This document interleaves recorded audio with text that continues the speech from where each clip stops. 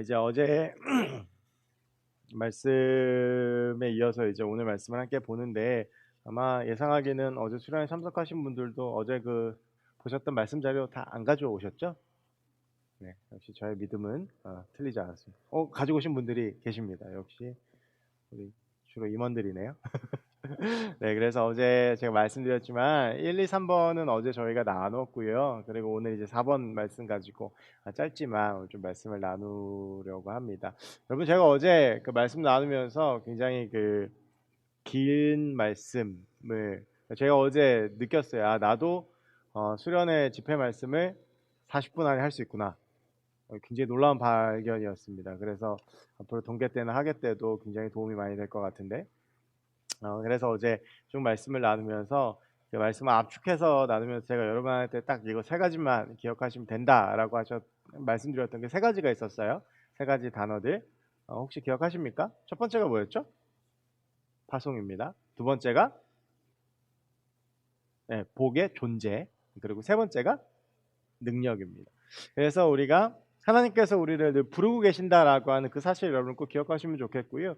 우리가 내 삶이 선교적이다라고 했을 때 그것은 내가 어떤 일을 하든지 간에 여기에 나를 보내시고 부르신 하나님의 뜻이 무엇인지 집중하는 것을 말합니다. 그러니까 여러분의 직장, 여러분의 학교, 또 여러분의 있는 그 삶의 자리가 그냥 내가 우연히 이곳으로 흘러 들어온 것이 아니라, 그냥 내가 어쩌다가 지금 여기 서 있는 것이 아니라 하나님께서 나를 보내주셨는데 그 이유가 무엇인지에 대해서 고민하고 그 이유에 대해서 항상 붙잡고, 그리고 하나님이 부르신 그 목적에 맞춰 살기 위해서 노력하는 삶, 그것이 이제 선교적인 삶이다라는 말씀을 드렸어요. 두 번째는 우리가 깨달아야 되는 것은, 근데 하나님께서 우리를 그곳으로 어떻게 부르시냐 하면 우리가 주로 이제 내가 어디에 가서 뭘 해야 되는지, 그러니까 영어로는 doing, 내가 무엇을 하는 것에만 우리가 너무 집착하고 집중하는 경향이 있습니다. 그러니까 내가 어디 가서 무엇을 해야 되느냐, 예를 들면 선교지에 가서 내가 뭘 할까, 내가 교회에서 무엇을 할까, 내가 있는 직장에서 어떤 의지적인 노력을 어떤 걸 해야 될까라고 하는데, 그것보다 가장 우선시 돼야 될 것, 물론 우리가 해야 되는 것은 맞지만,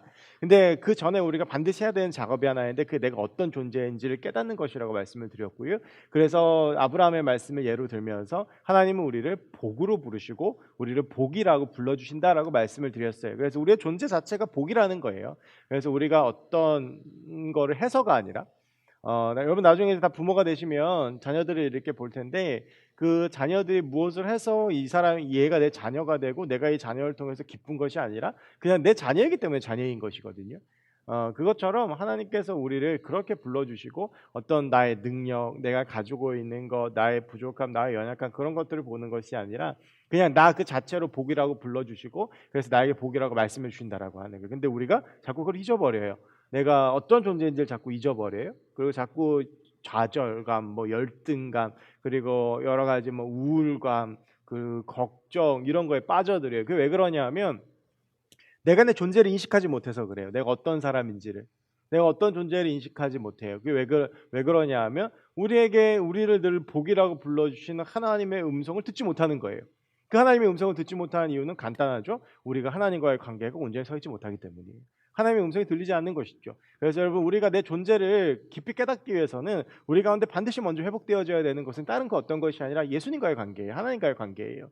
우리가 하나님과의 관계가 회복되어지지 않으면 내가 어떤 존재인지 잊어버릴 수밖에 없어요. 그러면서 제가 어제 그 예를 들었어요.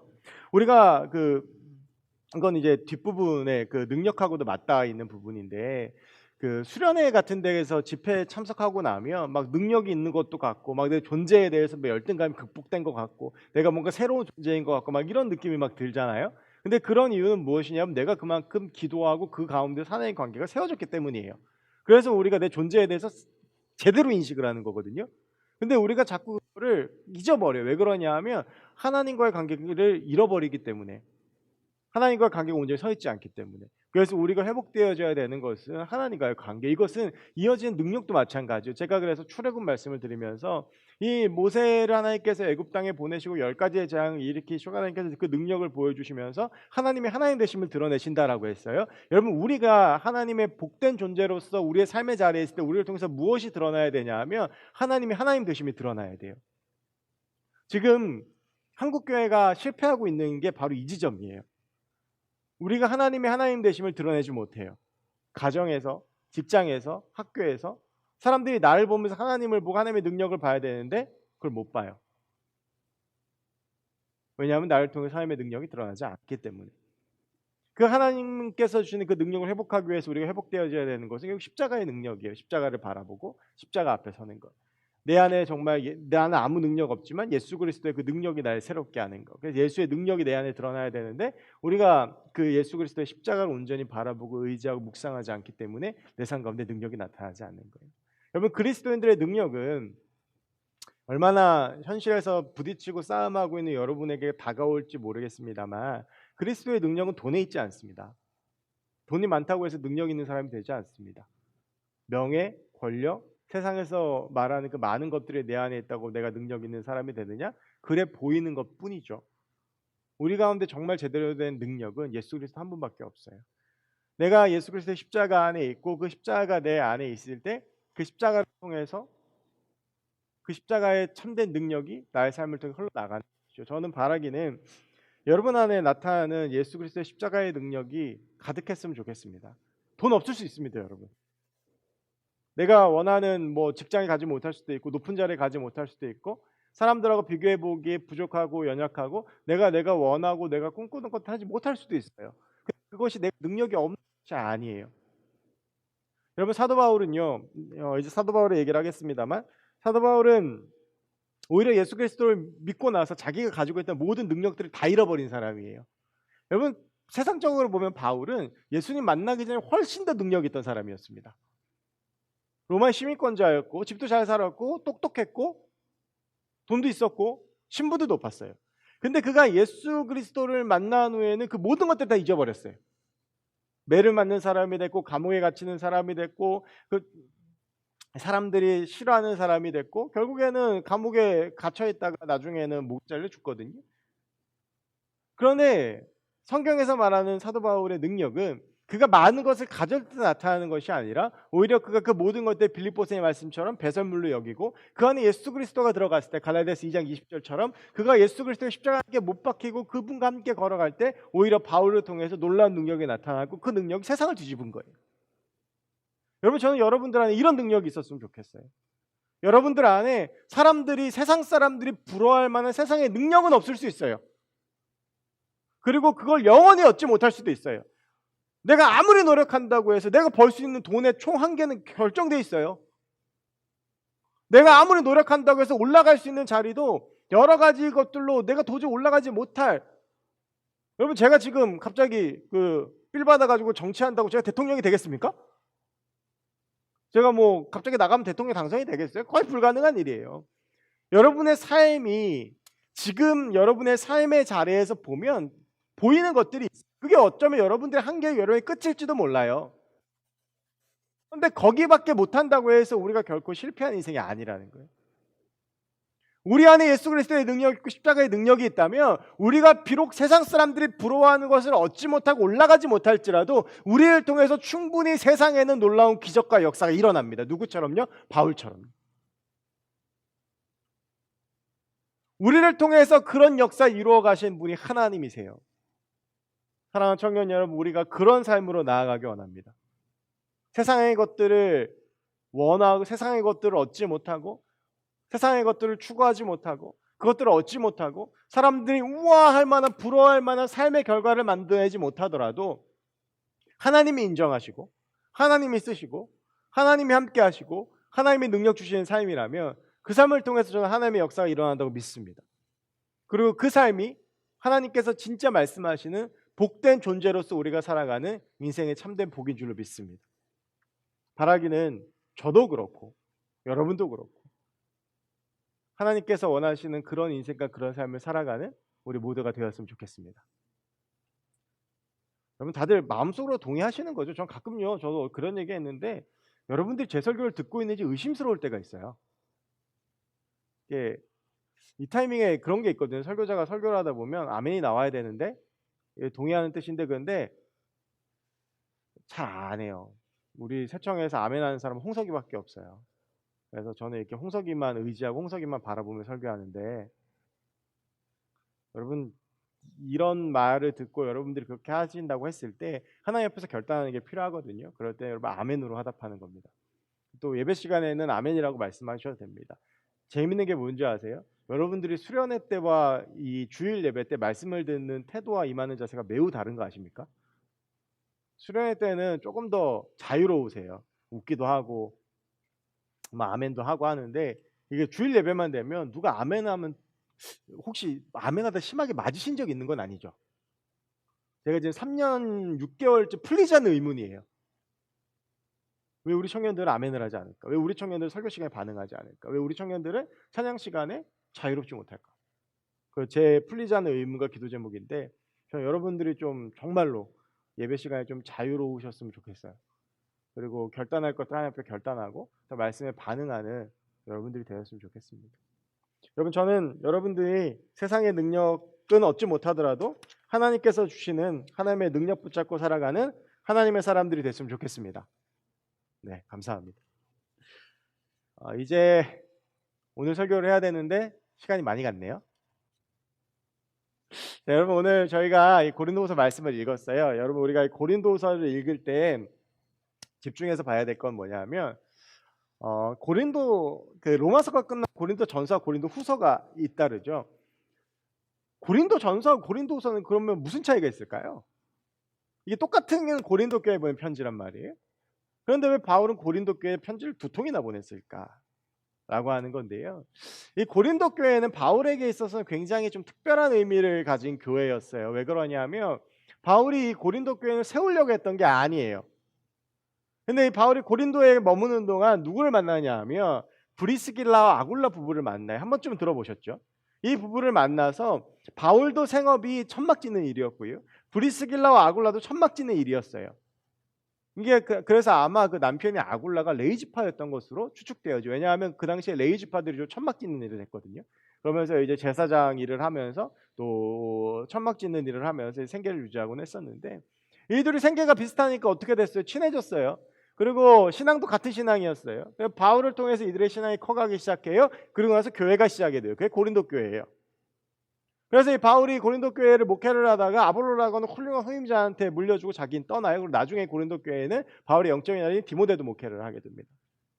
그런데 바울이 고린도 교회를 떠나고 나서 고린도 교회에 심각한 문제가 발생을 해요. 여러 가지 문제가 있는데 그중에서 가장 심각했던 문제는 사람들이 네 패로 나누어서 싸우기 시작을 했어요. 어떤 패들로 나누어졌냐 하면, 첫 번째는 이 교회를 바울이 세웠잖아요. 그러니까 바울과 같이 그 교회에서 신앙생활을 했던 사람이 있겠죠. 2년 동안. 그러니까 바울파가 있어요. 그 당시에 바울이라고 하는 사람 위상은 초대교회 지도자로서 굉장히 확고했어요. 그러니까 그 초대교회 지도자로서의 바울을 기억하고, 내가 그리고 그 바울한테 직접 함께 신앙생활하면서 말씀을 배웠다라고 자부심을 가진 사람들, 이게 바울파예요. 두 번째는 아볼로파가 있어요. 아볼로는 누구냐면 제가 말씀드렸지만 바울의 후임자예요. 후임 담임 목사예요. 그러니까 이제 뭐 새로운 사람들이나 바울을 모르는 사람들, 그 아볼로에게 신앙을 배웠던 사람들은 아볼로를 이제 따랐어요. 그래서 바울파가 아볼로파가 있어요. 근데 여기 또 세 번째 분파가 있는데 그게 어디냐 하면 베드로파예요.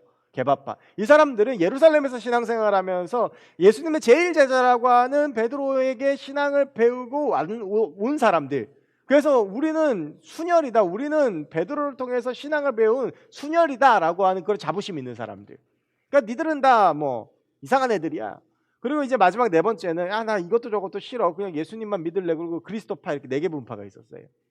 근데 이 분열이 상당히 심각했습니다. 예배가 12시, 예를 들면 예배가 12시잖아요. 그러면 이 네 파가 예배를 같이 안 드려요.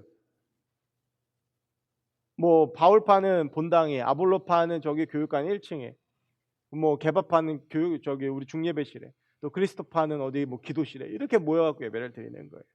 그럼 바울이 이 모습을 들으니까 얼마나 가슴이 아파요. 여러분, 이게 교회입니까? 예를 들면 우리 새청이 정말 그럴 일은 없겠지만 정의식파 표명체파로 나누어가지고 싸운다 그러면 쉐카이나는 표명찬한테 붙고 뭐 이렇게 해가지고 예배 1시 반인데 한 30명 정도는 중예비실에서 전사회목 예배드리고, 그래도 내가 목사니까 조금 더 많겠지. 한 60명에서 70명은 아닌가? 나랑 같이 본당에서 예배드리면, 여러분 이게 제대로 된 교회예요?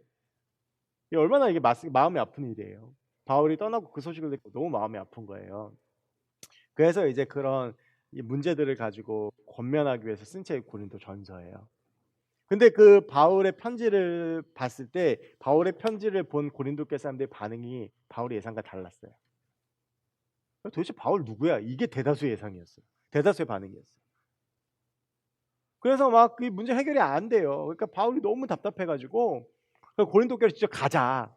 한번 갔다 왔는데도 안 돼. 그래갖고 도저히 안 되겠으니까 어떻게 하지라고 하고 있는데 그때 이제 마게도니아에 머물고 있을 때 디도가 찾아와요.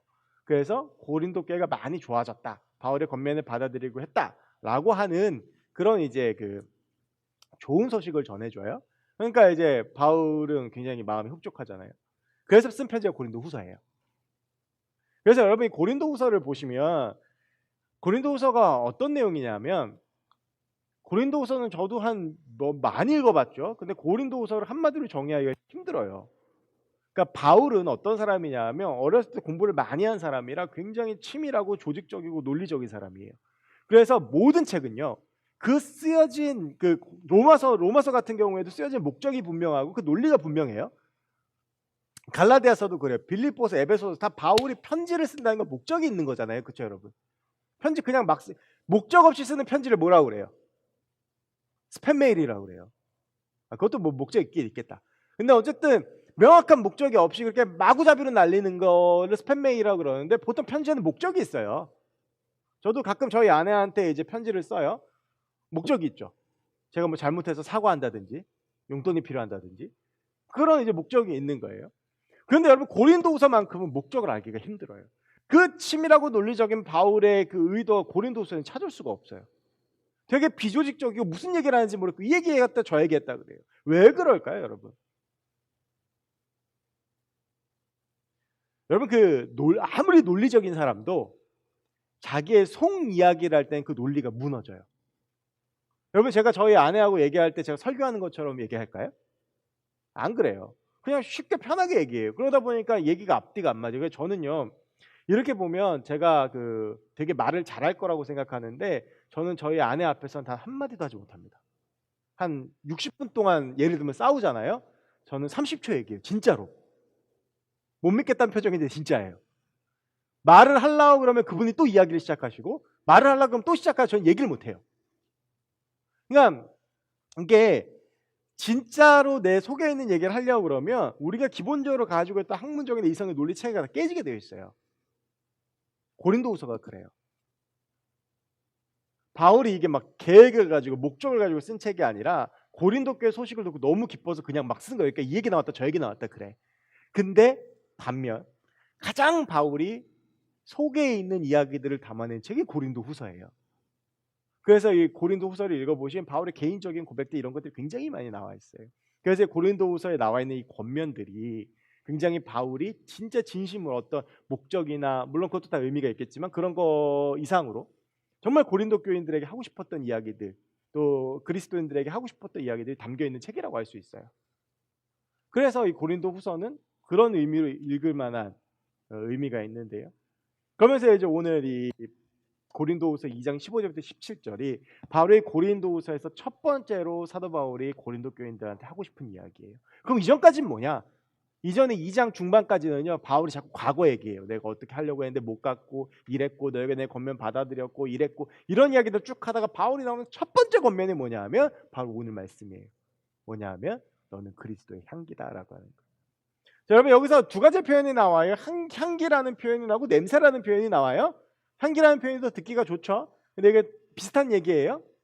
근데 이게 이제 헬라어로 이 향기는 유오디아고요. 그리고 그 냄새는 오스메예요. 근데 이 두 개가 다 언제 쓰이냐 하면 그 70인역이라고 구약 성경이 원래 히브리어로 되어 있는데 그걸 헬라어로 바꾼 성경이 한 권 있어요.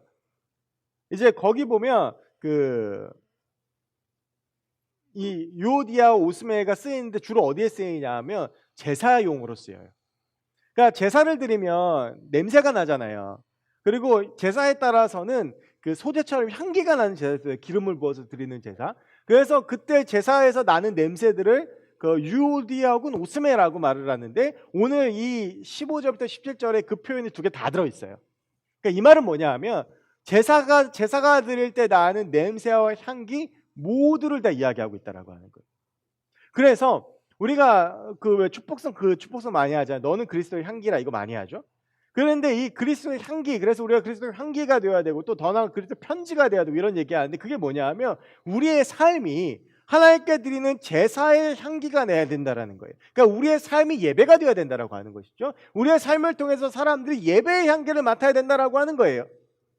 우리의 삶을 통해서 사람들이 예수 그리스도의 향기를 맡는다라고 하는 것은 우리의 삶을 통해서 희생제물로서 예수 그리스도의 그 향기가 나야 된다라고 하는 것이에요. 그래서 여러분 우리가 정말 하나님께서 원하시는 삶, 우리가 다루고 있는 선교적인 삶이라고 하는 이 삶을 살기 위해서는 어떤 삶을 살아야 되냐 하면 예수 그리스도 닮은 삶을 살아가야 돼요. 거기에 대해서 제가 여러분 가지고 계시는 교재에 4가지를 이야기했는데 오늘 첫 번째 것만 이야기하고 다음 주에 두 번째 것부터 네 번째 것까지 다음 주에 얘기할 거예요. 전혀 의도하지 않았어요. 오늘 원래 4가지 다 하려고 그랬는데 도저히 못할 것 같아요. 그래서 딱 첫 번째 것만 하고 다음 주에 2, 3, 4를 할 건데 첫 번째 건 뭐냐 하면 긍휼과 섬김의 삶이에요. 예수 그리스도의 향기를 뿜기는 삶은 어떤 삶이냐 하면 예수의 향기가 나는 삶이고 예수를 닮은 삶인데 그 삶의 첫 번째는 어떤 삶이냐 하면 가장 중요한 건 긍휼과 섬김. 여러분 긍휼히 여긴다는 건 뭐냐 하면 쉽게 말하면 불쌍히 여긴다라고 하는 거예요. 그런 마음이 있는 것. 그래서 여러분 마가복음 6장 34절이 어떤 말씀이냐 하면 여러분 마가복음 6장 이 34절은 예수님의 어떤 사건을 다루고 있게요? 당연히 모를 거라고 생각하지만 한번 맞춰보실래요? 과연 이 사건은 어떤 중에 예수님께서 하신 말씀일까요? 뭐라도 한번 말씀해 보시겠어요? 힌트는 물고기 오병이어 사건이에요. 오병이어 사건 때 많은 사람들이 예수님께 모였단 말이에요. 오병이어로 예수님께서 5,000명을 먹였다고 성경에 나와 있는데 그 당시에 숫자 계수는 성인 남자만 했어요.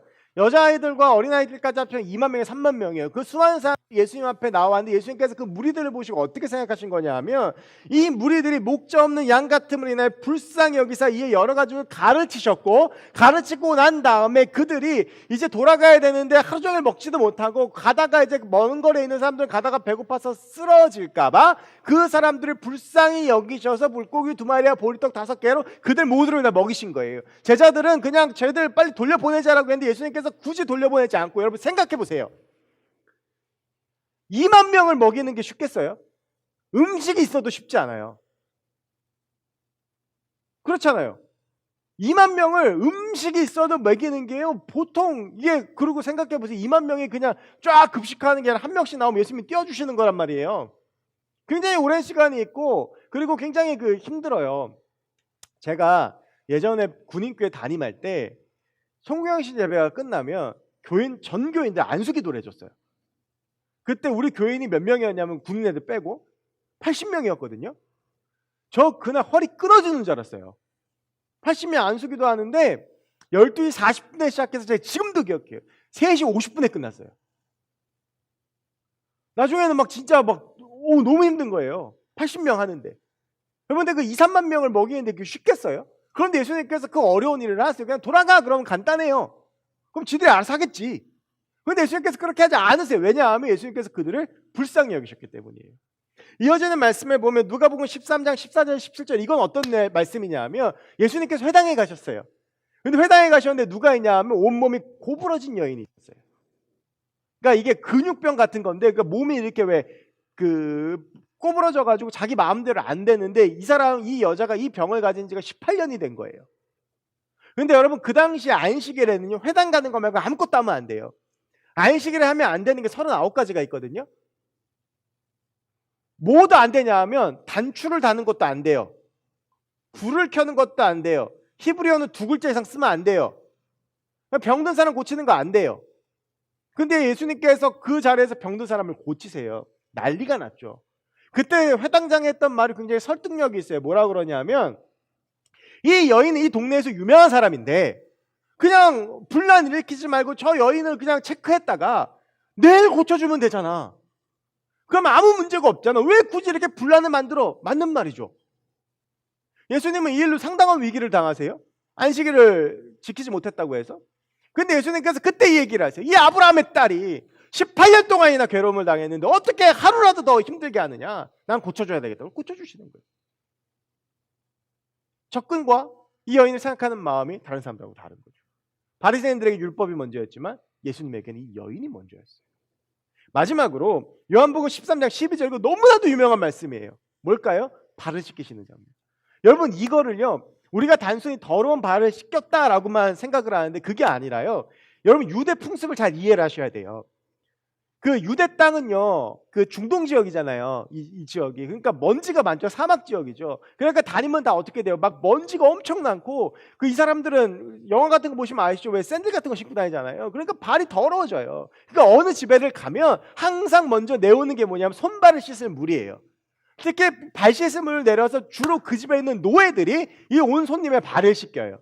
그러니까 발을 씻긴다라고 하는 의미는 바꿔 말하면 뭐냐면 나는 당신의 노예다라고 하는 뜻이에요. 그러니까 제자들이 예수님이 발 씻김물을 가지고 질색팔색하고 난리가 난 거예요. 이게 세족의 의미거든요. 그런데 오늘 예수님께서 그 제자들을 섬기시는 거예요. 내가 노예처럼. 여러분, 이게 이로 다 말할 수 없지만 이 세 가지 사건만 놓고 봤을 때 우리가 예수님을 통해서 발견하는 것은 무엇이냐 하면 예수님의 영혼들을 바라봤던 그 마음들, 그리고 예수님께서 섬기고자 했던 그 마음들이에요. 여러분, 우리가 섬기려고 하면 교회 안에서도 싸울 일이 없어요. 교회 안에서도 왜 싸우고 분쟁이 있고 하잖아요. 근데 그 보통 왜 그런 줄 아세요? 차라리 내가 섬기지 않으려고 그래서 그래요. 여러분, 우리가 예수님 따라가서 정말 긍휼의 마음을 가지고 섬기는 마음을 가지고 살아가면 가족들 간에 싸울 일 없습니다. 교회 안에서 싸울 일 없고, 직장에서 싸울 일 없고, 학교 에서 싸울 일 없어요. 근데 우리 안에 이런 마음들이 자꾸 멀어져요. 긍휼의 마음이 아니라 미워하는 마음이 생기고 이해를 못 하겠어요. 쟤는 도대체 왜 저러는지 모르겠어. 꼭 저렇게 얘기를 해야 돼? 꼭 저렇게 생각해야 돼?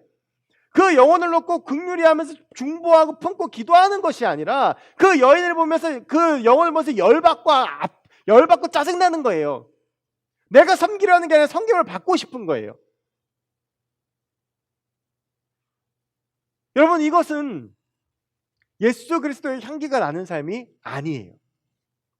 오늘 예수님께서 우리에게 말씀하시는 삶은 긍휼과 섬김의 삶이에요. 여러분의 삶을 한번 생각해 보십시오. 여러분의 삶 가운데는 긍휼과 섬김이라는 단어가 과연 존재하고 있습니까? 내 옆에 있는 사람들을 보면서 정말 긍휼하고 아프고 기도해 줘야 되겠고 그런 마음이 드십니까? 아니면 정말 짜증나고 쟤 좀 안 봤으면 좋겠습니까? 아주 가끔은 교회 안에도 쟤 좀 교회 안 났으면 좋겠는 애들이 있어요. 내가 말고 여러분들 사이에. 그럼 과연 그 사람들을 위해서 여러분 얼마나 기도해 보셨습니까? 그들을 섬기기 위해서 노력하셨습니까? 여러분, 우리 안에 이 긍휼과 섬김의 예수 그리스도의 사랑이 있기를 원합니다.